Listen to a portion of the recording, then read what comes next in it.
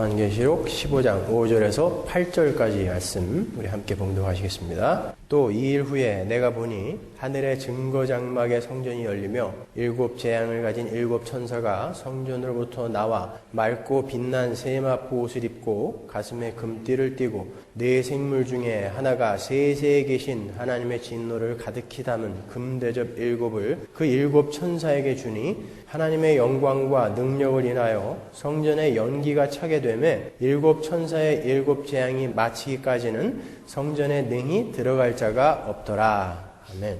이제 우리는 마지막 7 대접 재앙에 당도했습니다. 16장 1절부터 드디어 마지막 대접 재앙이 시작이 돼요.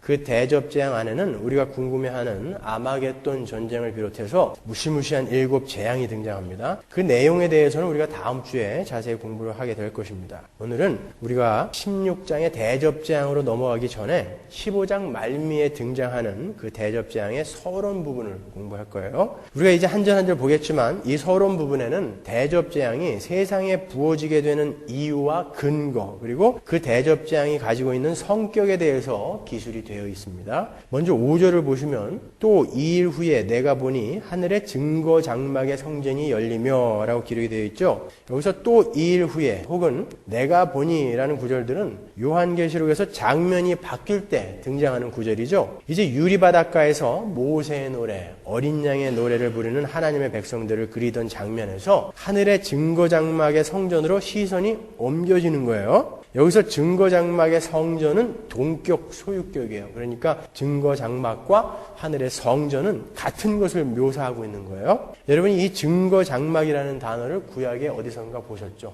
자주 나오는데 민수기 17장 7절 보세요. 모세가 그 지팡이들을 증거의 장막 안 여호와 앞에 두었더라. 이튿날 모세가 증거의 장막에 들어가 본즉 레위 집을 위하여 낸 아론의 지팡이에 움이 돋고 순이 나고 꽃이 피어서 살구 열매가 열렸더라. 성경에서는 성막, 그 중에서도 하나님의 임재가 있는 성소를 가리켜서 증거의 장막이라고 불러요.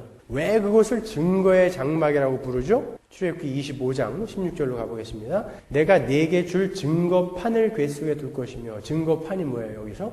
십계명 돌판. 21절 속죄소를 궤 위에 얹고 내가 네게 줄 증거판을 궤 속에 넣으라. 궤는 법궤죠. 22절 거기서 내가 너와 만나고 속죄소 위 곧 증거 궤 위에 있는 두 그룹 사이에서 내가 이스라엘 자손을 위하여 내게 명할 모든 일을 내게 이르리라. 하나님의 십계명 돌판을 증거판이라고 부르시고 그 증거판이 들어있는 법궤를 증거궤라고 부르세요. 그리고 그 증거궤가 들어있는 성막을 증거장막이라고 부르시는 거예요. 그러니까 증거의 장막은 십계명 돌판과 아주 밀접한 관련이 있는 거죠. 우리가 알다시피 십계명 돌판은 하나님의 율법이에요. 그리고 하나님께서 직접 쓰신 하나님의 말씀이기도 하죠. 하나님의 율법은 제가 전에도 설명해 드렸지만 하나님의 속성을 우리의 수준에 맞게 낮추어 보여주신 것이라고 설명해 드렸어요. 그리고 하나님의 말씀은 참이신, 진리이신, 알레테이아, 그 하나님 자체를 나타내는 것이라고 우리가 지난주에 공부를 했죠. 윤리적 참, 기억나시죠?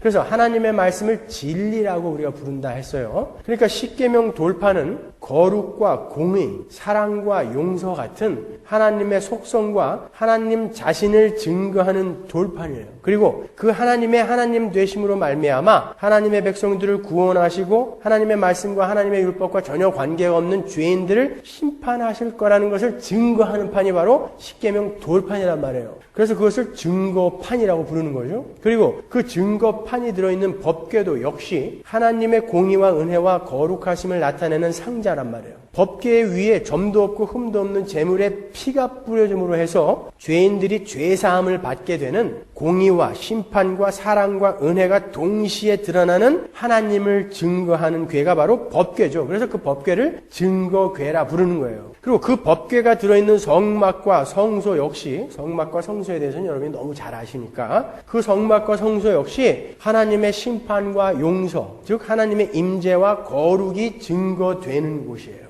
오늘 본문에 보면 그 상징적인 증거의 장막의 실체가 하늘에 등장한 거죠.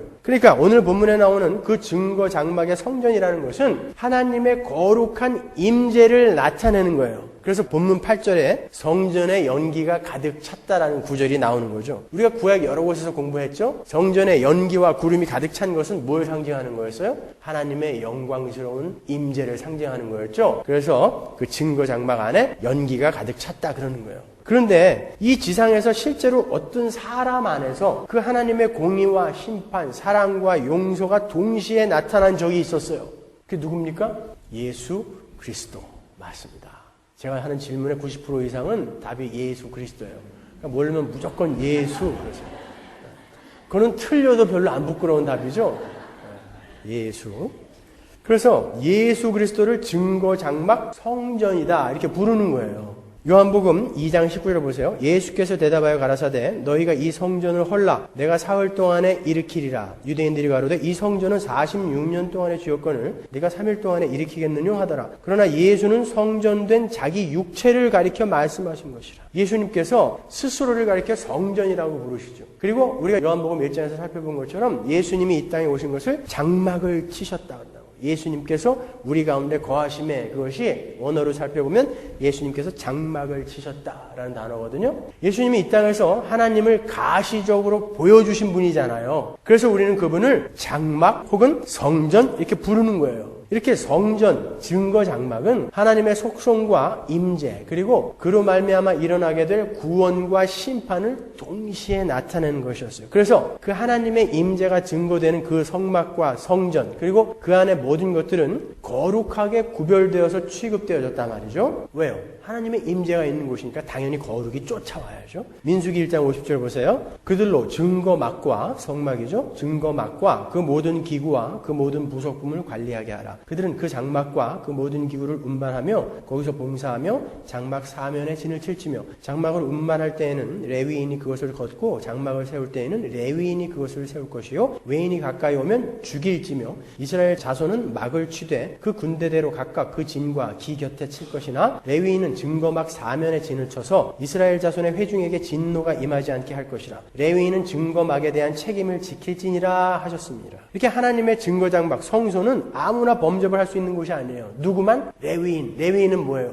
구별되어진 자들. 그러니까 죄는 거룩하지 못한 것들은 범접을 못하는 곳이 바로 성전이란 말이에요. 하나님의 임재가 있는 곳이기 때문에. 그런데 오늘 본문에 보면 그 증거 장막의 성전이 열렸다 그러죠. 자, 성전이 이제 뭔지 아셨어요? 증거의 장막이 뭔지 아셨어요? 근데 그것이 열렸다라는 말은 그 하나님의 영광의 임재로 말미암아 뭔가가 지금 일어날 것임을 암시하는 거예요. 그것이 열렸다라는 것은 이제 하나님은 하나님의 은혜와 사랑으로 거룩한 하나님의 백성들의 구원을 완성할 것이고 하나님의 공의로 거룩하지 못한 것들을 심판하실 것이라는 것을 지금 한 번에 보여주는 장면이 바로 그 장면이란 말이에요. 그러니까 지금 일곱 대접의 서론이 이야기하고자 하는 것은 일곱 대접 심판은 바로 그 하나님의 공의와 거룩과 사랑으로 말미암아 심판과 구원이 완성되어지는 사건이라는 것을 보여주는 거예요. 이렇게 성경 한 절 한 절은 심오한 뜻을 담고 있는 거예요. 그러니까 여러분들이 잘 배우고 공부하지 않고 그냥 보게 되면은 자칫 여러분이 임의로 해석을 할 수 있게 된다고요. 성경을 임의로 해석하고 임의로 가르치게 되면 어떻게 된다? 저주를 받을지어다. 그러니까 열심을 내시란 말이에요. 부지런히 배우셔야 돼요. 그런데 그 증거장막의 참 성전은 예수 그리스도의 공로로 말미암아 지금 우리 안에 이미 들어와 존재하고 있고 이미 열려 있어요. 고린도전서 3장 16절 보세요. 너희가 하나님의 성전인 것과 하나님의 성령이 너희 안에 거하시는 것을 알지 못하느뇨? 하나님의 성전이에요, 여러분은. 그리고 하나님의 성령이 여러분 안에 거하십니다. 여러분 이거 믿으세요? 예. 17절에 보면 누구든지 하나님의 성전을 더럽히면 하나님이 그 사람을 멸하시리라. 이 말씀도 믿으십니까? 그러면 그렇게 막 살면 안 되죠. 이 두 가지를 다 믿으신다며 더럽히면 멸하신다는데 우리가 이렇게 막 살면 안 되잖아요. 하나님의 성전은 거룩하니 너희도 그러하니라. 이렇게 하나님이 명확히 우리에게 말씀해 주시는데 그러니까 우리가 말씀을 배우면 배울수록 우리가 우리의 몸을 쓰레기통에 막 굴릴 수가 없어요. 우리가 얼마나 존귀한 자인지 알기 때문에. 우리는 예수 그리스도의 공로로 말미암아 이제 하나님의 거하실 처소가 됐어요. 그래서 우리를 성전이라 부르는 거죠. 우리 자신이 하나님의 성전이 된 거예요. 따라서 이제는 우리가 그 증거 장막의 성전의 역할을 해야 되는 거예요. 그 증거 장막의 성전이 뭘 했었죠? 심판받을 자를 심판하고 구원 얻을 자를 구원하는 역할을 하는 것이 바로 그 성전이었잖아요. 증거 장막이었잖아요. 그러니까 그 말은 우리는 이제 우리의 존재와 우리의 삶을 통해서 세상을 심판하는 자리에 있는 사람들이라는 거예요. 그 말은 우리가 거룩하게 존재함으로 세상이 그들과 우리가 다름을 느껴야 한다는 말이죠. 그리고 그들이 우리와 다른 자리, 곧 심판의 자리에 있다는 것을 인식할 수 있도록 여러분은 당당하게 살아내셔야 하는 분들이라는 말이에요. 그게 성전의 증거 장막의 삶인 거예요. 그리고 또한 그 하나님의 구원을, 또 하나님의 용서를, 그 생명을 삶으로 전달을 해서 아직 하나님을 알지 못하는 하나님의 백성들이 하나님 앞으로 돌아오게 해야 하는 그 자리에 있는 사람들이 바로 성전이신 여러분들인 거예요. 그러니까 우리의 존재 자체가 하나님의 심판과 구원을 동시에 보여주는 거예요. 우리는 그렇게 고급한 존재들이에요. 우리가 좀 전에 읽은 민수기에서 그 증거 장막의 성전은 항상 어떻게 취급되어졌다고 하죠? 거룩하게 구별되어져서 구별되어진 레위인만 만지게 되어 있었어요. 이방인이 가까이 오면 죽여라 라고까지 이야기를 하셨다고요. 그러니까 우리가 거룩하지 못한 것과 죄에 대해서 얼마나 깨어 있어야 되는지 아시겠죠? 가까이 오면 죽여라 그랬다니까요, 하나님이. 여러분 바로 그런 거룩한 성전이세요. 그래서 여러분은 그렇게 거룩하게 구별된 삶을 사셔야 되는 거죠. 참 부담되죠, 여러분? 이제 우리가 하나님이 거하시는 성전이 되어버렸어요. 그리고 하나님이 실제로 내 안에 존재하세요. 그래서 우리는 우리의 삶 속에서 그 하나님의 임재하심을 증거로 보여야 되는 증거 장막의 삶을 살아야 돼요. 늘 우리는 이런 부담감 속에서 하루하루를 정말 열심히 깨끗하게 살도록 노력해야 되는 거예요. 요한계시록 12장 17절에 보시면 용이 여자에게 분노하여 돌아가서 그 여자의 남은 자손 곧 하나님의 계명을 지키며 예수의 증거를 가진 자들로 더불어 싸우려고 바다 모래 위에 섰더라. 보세요. 예수의 증거를 가진 자들을 가리켜서 하나님의 계명을 지킨 자들이다 라고 부르죠. 물론 그것은 예수 그리스도 안에서 이미 완성이 된 우리의 신분이기도 하지만 그 신분을 바르게 인식하고 깨달은 사람들은 하나님의 뜻을 쫓아서 순종하는 거룩하게 구별된 삶을 살게 되는 거예요. 그래서 그 삶으로 말미암아 세상을 심판해야 하는 사람들이 된 거예요. 우리는 이미. 계속해서 6절을 보시면 하나님의 심판과 구원이 완성되는 그 마지막 재앙을 들고 나오는 천사들이 바로 그 증거 장막의 성전에서 나온다라는 기록이 있어요. 계시록 15장 6절 보세요. 7 재앙을 가진 7 천사가 어디로부터? 성전으로부터 나와 맑고 빛난 세마포 옷을 입고 가슴에 금띠를 띠고 그러죠. 그 재앙을 쏟아부을 천사들이 바로 그 하나님의 임재를 나타내는 성전으로부터 나온다는 것은 심판은 철저하게 누구로부터? 하나님의 뜻에 의해 일어나는 것이다라는 것을 우리에게 보여주는 거예요. 모든 것은 하나님의 주권 안에서 일어나는 거죠. 계속해서 7절을 보세요. 네 생물 중에 하나가 세세에 계신 하나님의 진노를 가득히 담은 금대접 7을 그 7 천사에게 주니 네 생물에 관해서는 우리가 4장 공부할 때 자세히 설명해 드렸어요. 그 네 생물은 천상의 그룹이라고 그랬죠. 생각이 안 나시는 분들은 4장 강해를 다시 들으세요. 제가 창세기의 에덴 동산과 이사야서 6장을 가지고서 설명해 드렸어요. 그 네 생물에게서 7 천사가 하나님의 진노가 담긴 금대접을 받아요. 뭐가 담긴? 하나님의 진노가 담긴 금대접. 그것을 16장 1절부터 이제 쏟는 거예요. 여기서 등장하는 금대접은 우리가 전에 한번 봤던 금대접이에요. 어디서 봤어요? 계시록 5장 8장에서 성도들의 기도가 담긴, 향이 담긴 금대접이 있었죠? 바로 그 금대접인 거예요. 계시록 5장 8절만 보죠. 책을 취하심에 네 생물과 24장로들이 어린 양 앞에 엎드려 각각 검은고와 향이 가득한 금대접을 가졌으니 이 향은 성도의 기도들이라. 여기서 네 생물이 가지고 있는 성도들의 기도가 담겨있는 이 금대접이 바로 오늘 본문에 나오는 그 금대접이에요. 네 생물이 7 천사에게 주는 하나님의 진노가 담긴 그 금대접. 근데 거기에는 성도들의 기도가 들어있대요. 자, 이 구절과 오늘 본문의 구절을 잘 한번 연결을 시켜보세요. 성도들이 하나님 앞에 기도를 드려요. 그 기도가 금대접에 담겨서 하나님께로 올려져요. 그 성도들의 기도는 어떤 기도라고 그랬어요? 하나님, 언제까지 우리의 기도를 신원해 주지 않겠습니까? 그 기도가 무슨 기도라고 그랬죠? 계시록 강의 31번에서 제가 자세하게 설명해 드렸는데 복수해 주세요. 그거 아니라고 그랬죠? 그렇다면 그게 어떻게 향기가 나는 기도겠어요? 그게 아니라 하나님 빨리 악이 멸해지고 하나님 나라가 조속하게 완성되기를 간절히 바랍니다 라는 기도라고 그랬어요. 하나님 나라의 완성을 향한 기도. 이제 그 성도들의 기도가 담겨있던 그 금대접을 7 천사가 받아서 16장부터 세상에 쏟는 거예요. 우리가 5장에서도 그 대접이, 성도들의 기도가 담긴 대접이 땅에 쏟아지자 어떤 일이 일어났어요? 뇌성과 지진과 우박이 쏟아졌어요. 그럼 뭐라 그랬어요? 하나님의 진노가 쏟아지는 거라 그랬잖아요. 그러니까 그 장면은 바로 이 대접 재앙의 프리뷰인 거예요. 그러니까 우리가 다음 주에 공부하겠지만 이 대접 심판도 인해 재앙, 나팔 재앙하고 똑같아요. 어떤 한 가지 그림을 갖고 똑같이 그려내고 있는 거예요. 이건 시간적인 순서가 절대 아니다라는 것이죠. 그러니까 여기 계신 하나님의 백성들이 지금 가장 간절히 드리는 기도가 어떤 기도여야 하는 거예요. 어떤 기도를 해야 그 기도가 금대접에 올라가고 그 금대접이 쏟아지면서 세상이 심판을 받게 되냐고요. 만사 형통하게 해주세요. 그 기도가 거기에 담길까요?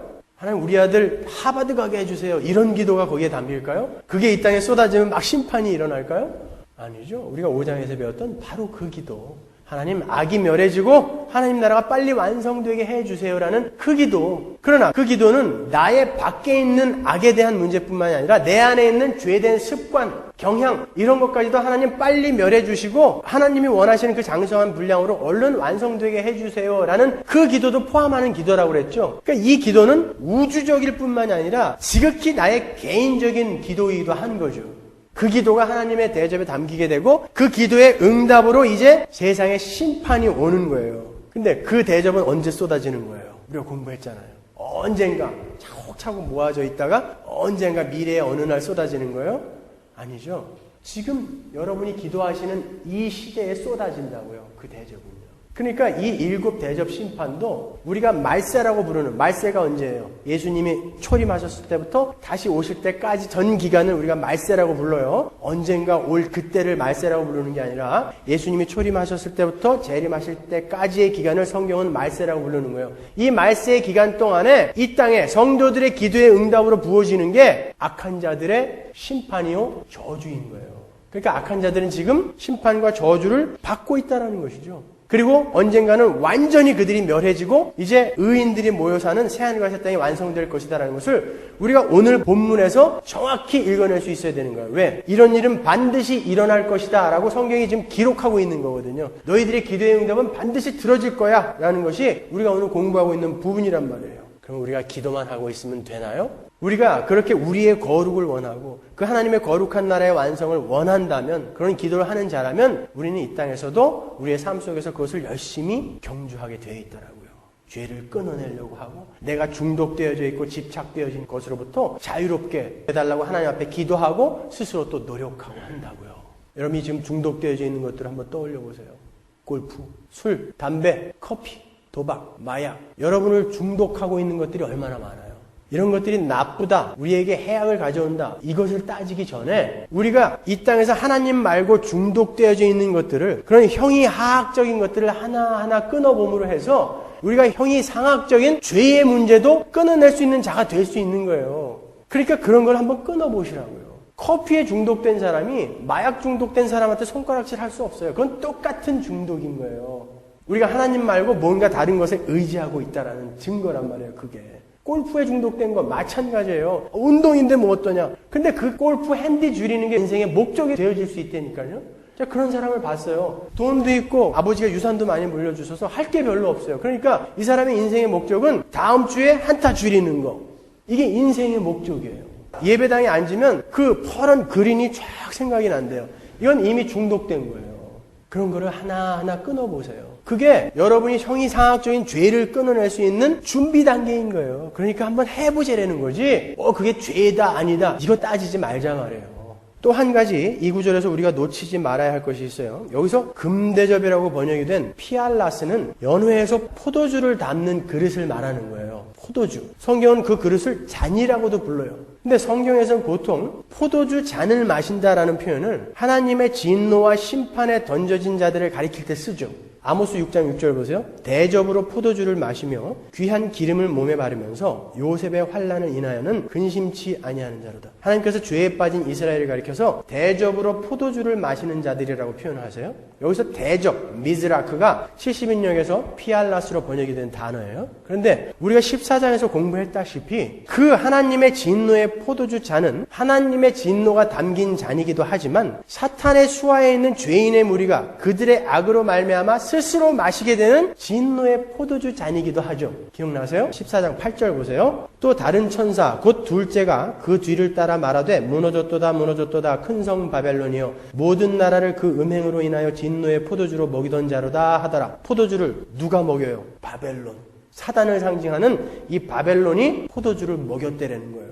또 다른 천사 그 셋째가 그 뒤를 따라 큰 음성으로 가로되 만일 누구든지 짐승과 그의 우상에게 경배하고 이마에나 손에 표를 받으면 그도 하나님의 진노의 포도주를 마시리니 그 진노의 잔에 섞인 것이 없이 부은 포도주라. 여기서는 또 하나님의 진노의 포도주라고 그러죠. 이게 바로 대접재앙의 내용인 거예요. 그러니까 대접재앙은 말세의 기간 동안에 예수 그리스도의 십자가의 은혜에서 제외된, 여기에 표현대로 하면 짐승에게 경배하고 이마에나 손에 표를 받은 마귀를 추종하는 그런 무리들, 하나님의 진노의 손길 아래 놓인 죄인들이 스스로 그들의 악함으로 괴멸되어지는 모습을 그리고 있는 거예요. 인해재앙, 나팔재앙도 마찬가지였죠. 악인들은 그들의 죄로 말미암아 스스로 괴멸되는 거예요. 그것을 하나님은 하나님의 저주와 심판으로 쓰고 있었던 거였죠. 자, 그러니까 그 대접재앙은 언젠가 먼 훗날 일어날 사건이 아니라 지금 세상이 당하고 있는 사건을 기록하고 있는 거예요. 그 대접재앙의 원형이 이사야서에서 나옵니다. 이사야서 51장 17절 보세요. 여호와의 손에서 그 분노의 잔을 마신 예루살렘이여 깰지어다 깰지어다 일어설지어다. 네가 이미 비틀거름치게 하는 큰 잔을 마셔 다 하였도다. 네가 낳은 모든 아들 중에 너를 인도할 자가 없고 너의 양육한 모든 아들 중에 그 손으로 너를 이끌 자도 없도다. 이 두 가지 일이 네게 당하였으니 누가 너를 위하여 슬퍼하랴. 곧 황폐와 멸망이요 기근과 칼이라. 내가 어떻게 너를 위로하랴. 네 아들들이 곤비하여 그물에 걸린 영양같이 온 거리 모퉁이에 누웠으니 그들에게 여호와의 분노와 네 하나님의 견책이 가득하였도다. 그러므로 너 곤고하며 포도주가 아니라도 취한 자여 이 말을 들으라. 네 주 여호와 그 백성을 신원하시는 네 하나님이 이같이 말씀하시되 보라 내가 비틀거름치게 하는 잔 곧 나의 분노의 큰 잔을 네 손에서 거두어서 너로 다시는 마시지 않게 하고 그 잔을 너를 곤고케 하던 자들의 손에 두리라. 그들은 일찍이 내게 이르기를 엎드리라 우리가 넘어가리라 하던 자들이라. 너를 넘어가려는 그들의 앞에 내가 네 허리를 펴서 땅 같게 거리 같게 하였느니라 하시니라.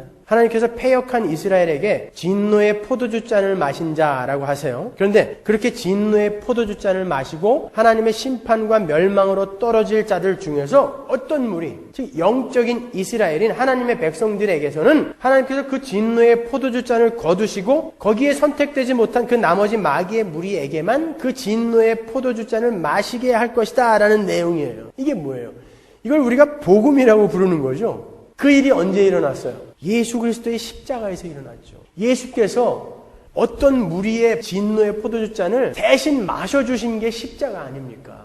마태복음 26장 39절 보세요. 조금 나아가사 얼굴을 땅에 대시고 엎드려 기도하여 가라사대 내 아버지여 만일 할만하시거든 이 잔을 내게서 지나가게 하옵소서. 무슨 잔이에요? 그게 진노의 잔이에요. 우리가 받아 먹었어야 할 그 잔. 그 잔을 예수님이 받아 드신 거예요. 보세요. 이렇게 잔이라는 단어 하나 가지고도 성경 전체를 쭉 끌어낼 수 있다고요. 여러분이 열심히 공부하셔야 되는 거예요. 성경은 이렇게 복음밖에 기록된 것이 없어요. 예수에 관해서만 기록이 되어 있는 책이란 말이에요. 이것이요.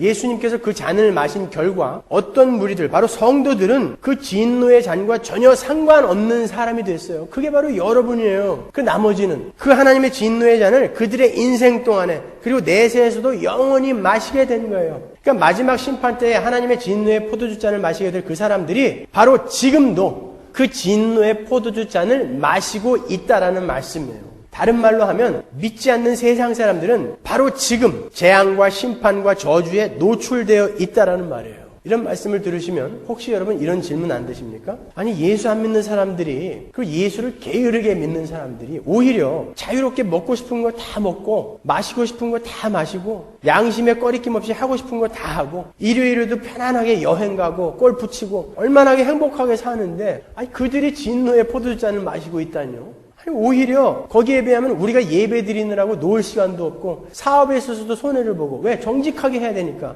먹고 싶은 거 마시고 싶은 거 가려서 마셔야 되고 가려서 먹어야 되고 아니 오히려 우리가 진노의 포도주잔을 마시고 있는 사람 같지 않습니까? 만약에 여러분이 이런 질문이 드신다면 여러분의 세계관은 아직 안 바뀌신 거예요. 이것은 아직 우리가 세상 원리에 사로잡혀 있다는 증거인 거예요. 여전히 편안하고 많이 가지고 자랑할 수 있는 자리를 성공이라고 착각하는 어리석은 발상이 그런 엉터리 넋두리를 하게 만드는 것이죠. 이 자리에 계신 그리스도인들에게, 성도들에게 제가 묻겠습니다. 여러분이 예수 안 믿고 사실 때를 한번 떠올려 보세요. 그때는 정말 내가 하고 싶은 대로 다 하고 살았죠. 먹고 싶은 거, 마시고 싶은 거, 내 마음대로 마시고 먹었어요. 죄 짓고 싶으면 아무 꺼리낌 없이 죄를 지었어요. 분내고 싶으면 언제든지 분냈죠. 싸우고 싶으면 언제든지 싸웠어요. 술 취하고 싶으면 언제든지 술 취하고, 거짓말하고 싶으면 언제든지 거짓말하고, 나의 유익을 지키기 위해서는 남을 모함해서라도 지켜내지 않았습니까?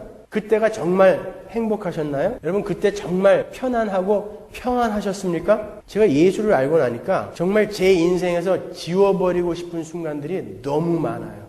근데 그 순간들은 그때 당시에는 제가 가장 행복한 순간이라고 착각했던 순간들이었어요. 남들 앞에서 정말 거들먹거리며 교만을 떨던 때, 돈과 명예를 쫓아서 정말 밤낮 없이 뛰던 그런 순간들, 저는 그때가 가장 행복한 순간인 줄 알았어요. 그런데 예수를 알고 나니까 다 지워버리고 싶어요. 그 순간들을, 그 시간들을 색으로 칠하라면 회색으로 다 칠하고 싶어요. 아름다운 시절이 아니었어요. 얼마나 부끄러운지 몰라요. 지금 제가 이 요한계시록을 읽으면서 그게 바로 하나님께서 내 삶 속에 부으시던 진노의 포도주 잔이었구나, 이걸 느끼겠더라고요. 중국 청도에 가면 예전에 그 청도를 다스리던 독일 총독 관저가 있어요. 그 독일 총독 관저가 얼마나 근사한지, 모택동이 혁명에 성공을 하고 독일 사람들이 다 물러간 다음에 그 총독 관저를 공산당 간부들, 모택동을 비롯한 공산당 간부들이 사용하는 호텔로 용도 변경을 했을 정도예요. 그 총독 관저에는 총독이 머물던 정말 근사한 침실부터 시작해서 직원들이 자던 그런 방, 또 하인들이 자던 작은 방들, 여러 방들이 있었어요. 그런데 모택동을 비롯한 중국 공산당 간부들이 청도를 방문해서 그곳에 머물게 되었을 때 그들이 전부 어떤 방에서 잤을 것 같아요? 총독이 머물던 침실 1층 구석에 있는 하인들이 자던 방에서 잤어요. 전부.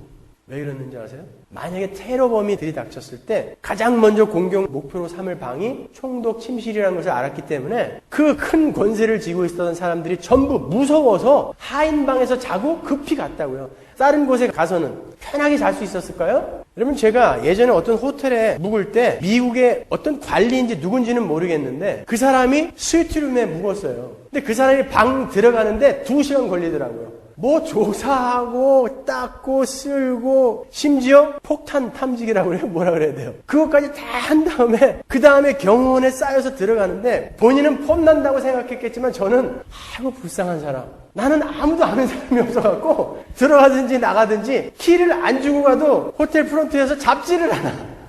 이 사람들은 방에 한번 들어가는데 2시간이 넘게 걸리고 어딜 나가더라도 누가 먼저 나와가지고 전부 조사해보고 그리고 한 발짝으로 움직여요. 엘리베이터 탈 때도 마찬가지고.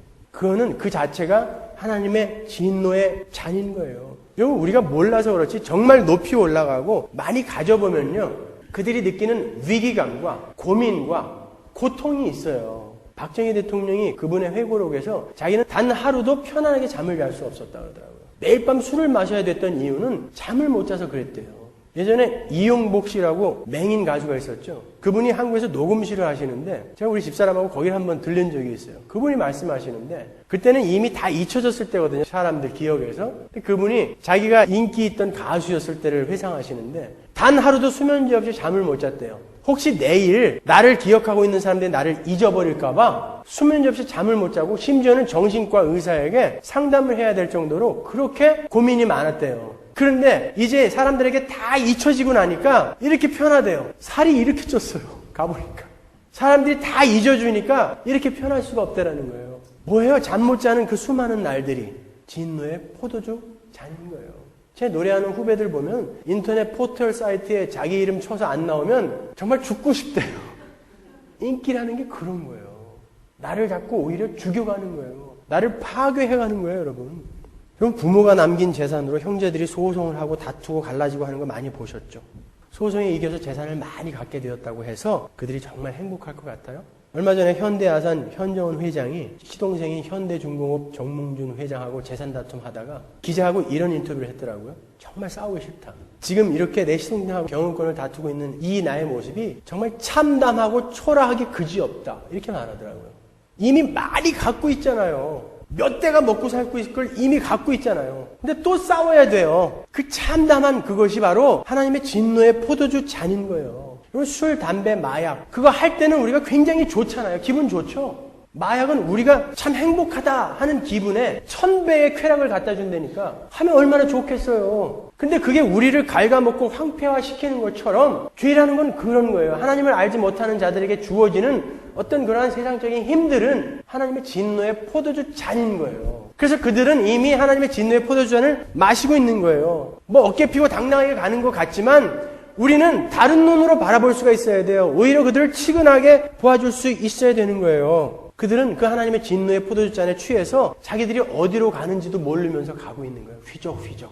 오히려 불쌍하게 여기셔야 되는 거예요. 이사야서 49장 25절 보세요. 나 여호와가 이같이 말하노라. 용사의 포로도 빼앗을 것이요 강포자의 빼앗은 것도 건져낼 것이니 이는 내가 너를 대적하는 자를 대적하고 네 자녀를 구원할 것임이라. 내가 너를 학대하는 자로 자기의 고기를 먹게 하며 새술에 취함같이 자기의 피에 취하게 하리니. 뭐에? 자기의 고기와 자기의 피에 취하게 만들겠다라는 거예요. 우리는 나를 위해서 살고 있다라고, 나의 쾌락과 행복을 위해서 살고 있다라고 생각하고 열심히 가는데 그게 나를 먹어버릴 거라는 거예요. 하나님이 그렇게 만드시겠다라는 거예요. 그게 죄는 자해 능력이 있어요. 그래서 스스로 자신을 해치게 되는 거예요. 이 말씀은 물론 믿지 않는 죄인들에 대한 경고예요. 그렇지만 이 원리는 우리 성도들에게도 그대로 적용이 되는 거예요. 우리 성도들이 거룩한 삶을 뒤로 미룬 채 여전히 죄의 습관에 빠져서 허우적대는 삶을 산다면 그는 그의 삶 속에서 하나님의 진노의 포도주 잔을 맛보게 될 거예요. 그래서 여전히 죄를 멀리하지 못하는 사람들은 예수를 믿으면서도 행복하지가 않아요.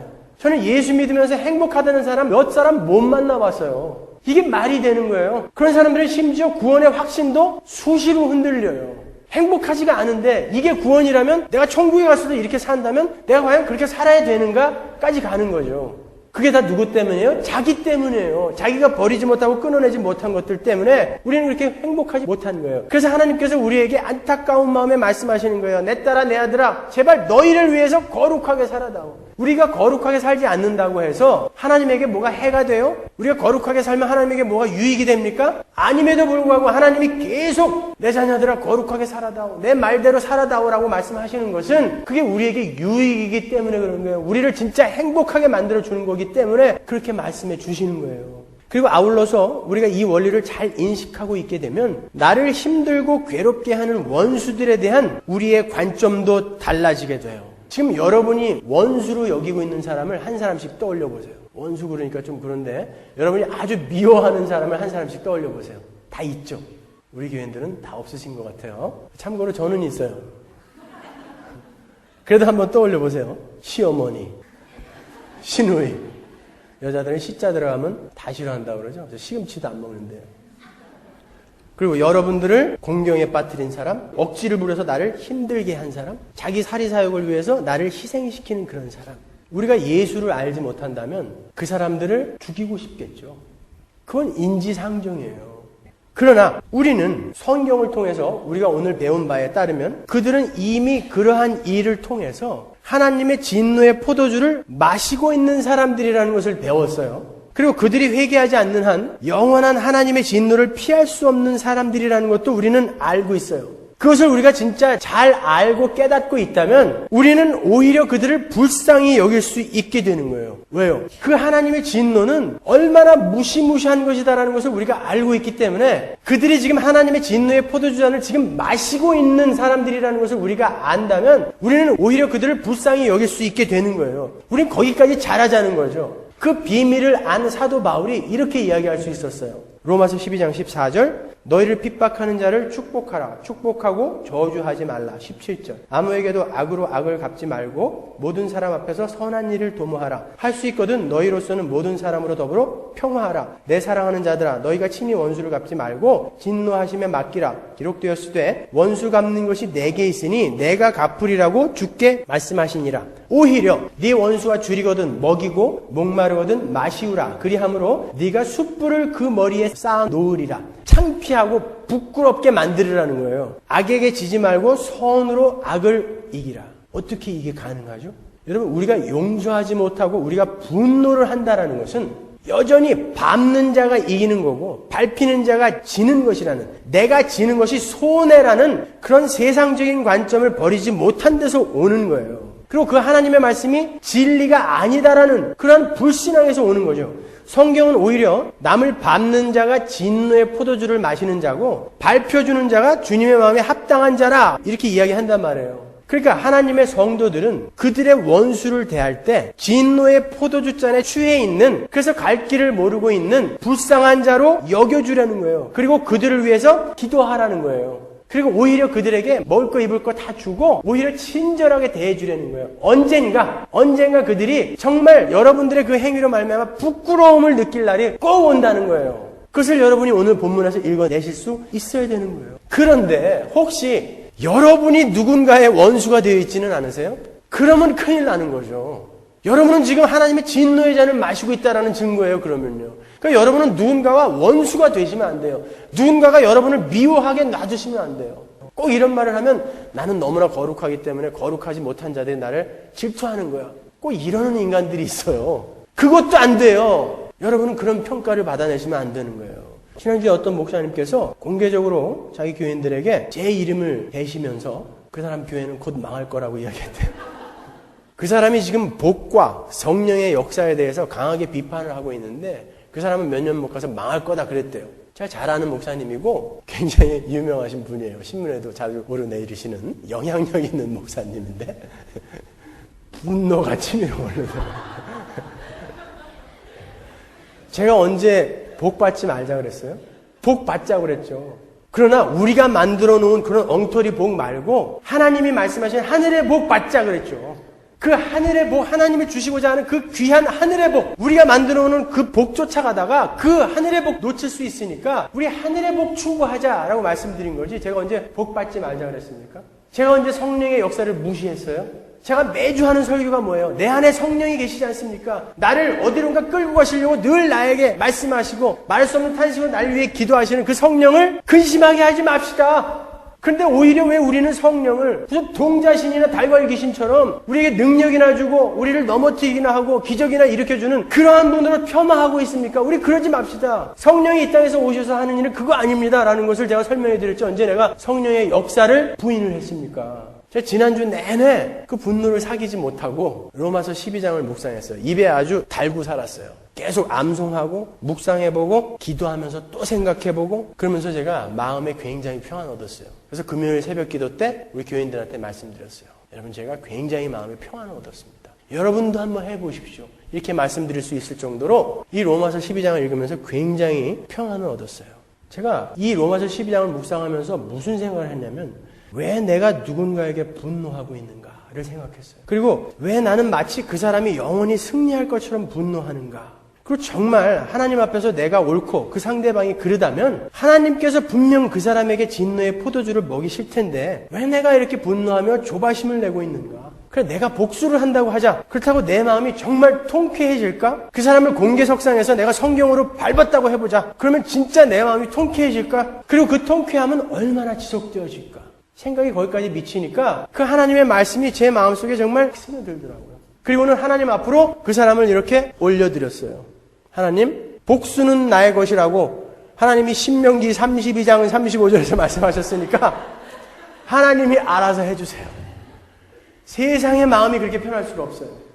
이 사람이 혹시 틀렸다면 이제 이 사람은 그 무시무시한, 내가 몇 대 때리는 거하고는 비교할 수도 없는 그 무시무시한 하나님의 진노로 이제 옮겨졌기 때문에 이 사람이 당할 것은 이제는 엄청난 걸 거란 말이에요. 그러니까 오히려 그 사람에 대한 기도가 나오더라고요. 불쌍하다. 왜요? 저는 그 하나님의 진노가 얼마나 무서운 것인지 알거든요. 불쌍하다. 그러니까 비로소 그 사람을 향한 안타까운 마음이 들더라고요. 하나님, 그도 복음을 바르게 깨달을 수 있게 해주세요. 부부싸움을 왜 해요?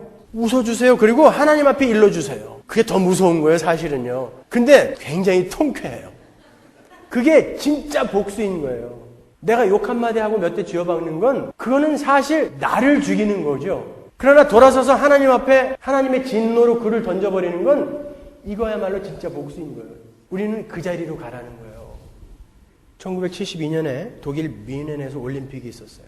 그때 팔레스타인 게릴라 11명이 올림픽 선수단 숙소에 침입해서 이스라엘 선수단 11명을 처참하게 죽여버린 사건이 있었죠.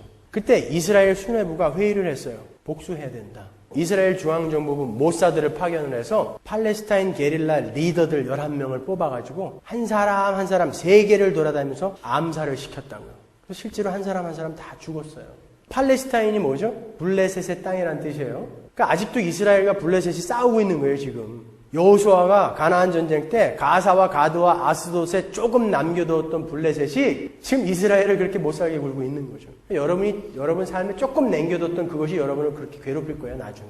지금 잘라버리시란 말이에요. 제가 그때 모사드 암살단의 리더인 어떤 사람이 쓴 책을 읽었거든요.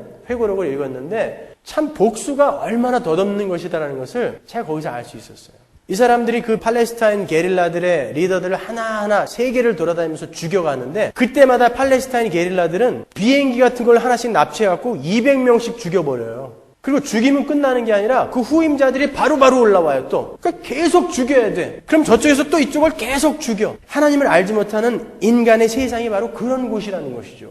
복수를 하다 보면 우리는 그 사이클에서 벗어날 수가 없는 거예요. 내가 누군가를 자꾸 퍼니시먼을 하다 보면 우리는 그 사이클에서 벗어날 수가 없는 거예요. 그 사람이 책에서 이렇게 썼더라고요. 이 복수가 과연 끝이 날 것인가? 내가 이 복수를 다 끝내고 나면 과연 이스라엘의 평화가 올 것인가? 이 물고 물리는 복수전에서 우리 양쪽이 얻는 유익은 무엇인가? 한 사람 한 사람 목표물이 사라질 때마다 우리 팀 모두는 기쁨보다는 알 수 없는 허탈감에 사로잡혀갔다. 그리고 그 허탈감과 함께 우리 팀원들도 한 사람 한 사람 우리 곁에서 사라져갔다. 우리도 복수를 당한 것이다. 아마 우리에게 복수를 했던 그 사람들에게도 우리 모사드는 또 다른 복수의 팀을 보냈을 것이다. 여러분, 이게 분노를, 복수심을 하나님의 말씀 안에서 녹여버리지 못하는 자들이 마시고 있는 진노의 포도주 대접인 거예요. 그러한 죄인들이 마시고 있는 진노의 포도주 대접이에요. 세상은 그렇게 서로 미워하고 싸우고 때리고 죽이면서 스스로 진노의 포도주 잔을 마시고 있는 거예요.